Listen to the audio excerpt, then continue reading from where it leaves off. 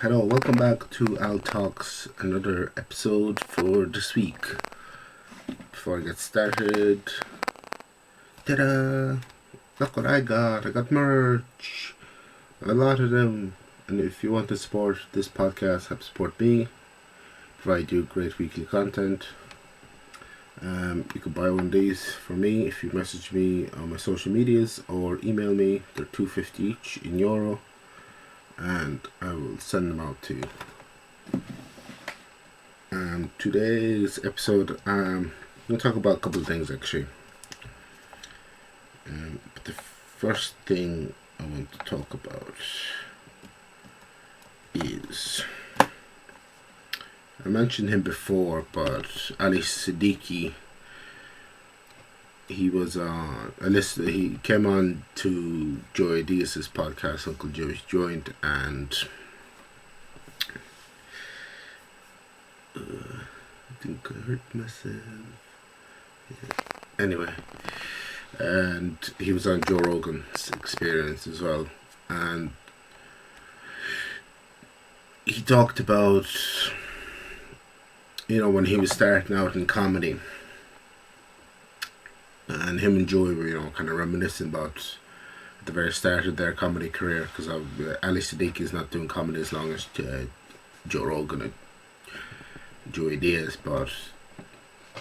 and he's a lot younger than them as well. And when he was on Uncle Joe's Joint, because Ali Siddiq went to prison for it was actually this. He said it on the Joe Rogan podcast. He said, Joe asked, was like, why did you go to prison? And Ali Siddiq said, for being a street pharmaceutical representative. Which, man, he used to deal cocaine.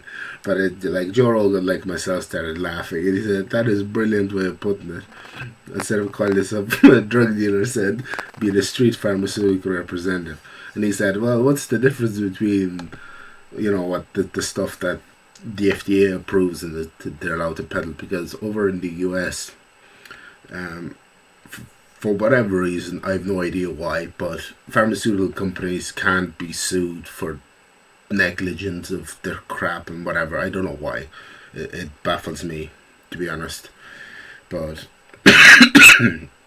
so it was just really funny when he said that.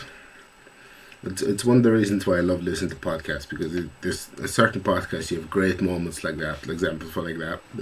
That one being one of a street pharmaceutical representative, which is quite funny. But and he, what was I going to say? Yeah, and he talked about starting in comedy, and Joey Diaz said one thing. He goes, when he was an open micer, he said there was for him at the start, he goes, he used to hate, you walk into a room where they all love you as an open micer, and you just dying a slow death. You're like, fuck, you feel bad and stuff like that. But they said, he goes, those are his best memories, that, when he used to go to, all these big clubs and theaters, there's so many people. But he said at the start, he loved, the open mic circuit and stuff like that, doing small shows. And I've got the opportunity, been fortunate enough to perform in a couple of clubs. This week, when this episode comes out, it'll be the week of me doing the 5 of the, when I go on working holiday and do some comedy. Like I said, that day, this week I'll be in, when this comes out on Tuesday that week, I would have already done the circle sessions. Ooh, I'm speaking to you from the future. I'm like a time traveler in a shitty time machine, except I don't have a DeLorean. I would like one. I've actually sat in a DeLorean before. It was around the time of, I think it was, 2015? Basically the date in the movie that they travelled forward to in time, where they thought, there'd be hoverboards and all this shit. Well, there is hoverboards. Lexus invented one, but I don't know if it's commercially viable for them to mass produce it. And it probably would cost like 4 kidneys. But anyway. And yeah, and it was around that time, there was one in the college that I went to. They brought her into the engineering building. And then I think that week, there was a couple getting married. There was a DeLorean sitting outside the church where the couple were getting married, and they were using that as their wedding car. And I was chatting to the owner. His daughter was getting married, so he was giving his son-in-law the keys. Ooh. And they said, "Kid, do you mind if you take a picture?" And he goes, "Hop in the thing." It was, he was really cool. But the car, it sits very, very low, like in your seating position. Because like I'm 6'2", so your seating position in the DeLorean it's like, for me, it was kind of like this. It's because the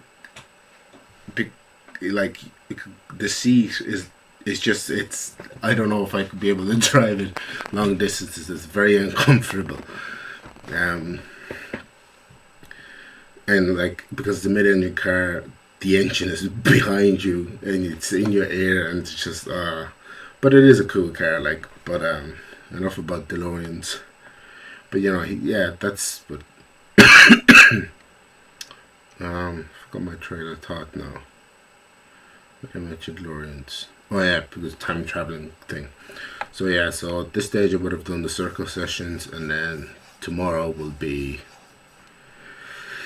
going back to my comedy home where it all began not too long ago, but feels like a long time ago because of COVID. So I'll be doing the Halfpenny comedy, the Halfpenny Bridge Inn, doing the box comedy open mic night. So we'll be looking forward to that tomorrow. But yeah, it's just, those the Ali Siddiq appearances in the 2 podcasts. It's just, it was really nice conversations. I enjoy listening to those because, for myself personally, I'm going through, the early stages of comedy at the open mic stage, and getting to do certain clubs here and there. So it'd be, I don't think I've talked. I'll talk about there's secret things in the works. Maybe, may not be happening. We'll see. But before I finish off this week's episode, I'm going to talk about Norm Macdonald recorded a special in his house. I think it was during COVID. And after his unfortunate passing, Netflix decided to release it. Well, I think he was going to release it anyway. And I listened to it, there's no audience. He's basically doing what I'm doing. He's recording in front of an audience. But I mean, it is recorded so well and done so well that there's pauses for laughs, even though there's no audience. And because he recorded at home, at some certain stages, like his dog would start barking, and he would just stop and look up at the sky. And I think it's like, like I said before, I even got into comedy. The reason I got into comedy is because I watched pretty much all the specials on Netflix, and it was definitely one of my favorites. When he finished off the special, he went. It was really funny. What the hell? No.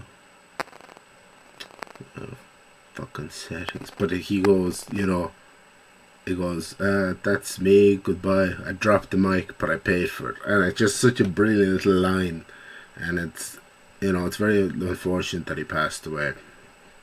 R.I.P. to a legend, and for leaving us one last little gift before he went. But yeah, so next week's episode after this, I'll be talking about how my week went, all the comedy that I did. Because like I said, I'm recording this in bulk. But this week will be in July, a new month, and then August and September, big things will happen. Maybe we'll see. When I find out more, I'll let you know. It's gonna be a little secret for a while. Might happen, might not. We'll see. But yeah, I think that's about it. But anyway, definitely check out that Norm Macdonald special on Netflix. Ali Siddiq has a special out as well on YouTube. I have a special now. Maybe one day I'll have a special. Just recording right here for an hour in front of my computer. Just throw it up on YouTube. But yeah, that's this week's episode. Next week, like I said, I will talk about the things. You know the things. I will talk about yeah. Yeah, I'll talk about how the week went and stuff like that. I think that pretty much wraps that up. Don't think of any other news that I can think of the top of my head. So I'm just gonna leave it there. I can't drop this mic because it's attached to a stand, so not that I'd want to either. While I didn't pay for it, it certainly would not like to drop it because it is a personal gift from the lead singer of the Plastic Cowboys, whose gig I'm actually going to see on Friday for the first time since, I don't know, since COVID or some shit. Anyway, thanks for all the support, all the love, and I should see you all next week, and I'll talk about how my comedy week went and all of that. But anyway, thanks for watching. I'll see you next week.